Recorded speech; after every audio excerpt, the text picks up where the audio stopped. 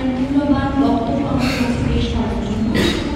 প্রাথমিকভাবে বাছাই হয়, এরপরে লিখিত হয়, এরপরে ভাইবা হয়।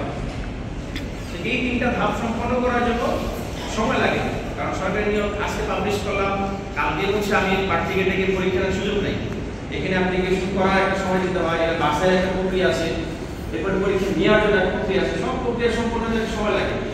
পারবে কারা পারবে? যারা সামনে বসা আছে তারা পারবে না? কিন্তু যদি এমন হয়, পিছনে হয়তো অনেকেই আছে যারা ভালো দৌড়াতে পারে, কিন্তু আজকের এই পরিস্থিতির কারণে আপনি কিন্তু হয়তো ভালো দৌড়ানো জানা সত্ত্বেও শুধু সুযোগের অভাবে আপনি পুরস্কারটা পাবেন না, তাই কিনা?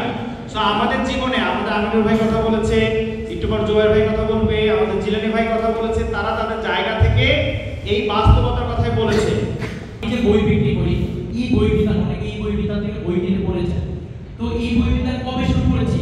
আমি যখন প্রায় এই সেক্টরে 8 থেকে 10 বছর কাজ করেছি, চাকরি করেছি, মানুষের সাথে চলেছি, তখন এই বই বিতান শুরু করছি। আমার খুব সহজ, এটা আমার সোর্সিং হচ্ছে হক পাবলিকেশন, এটা আমার স্যারের কোম্পানি।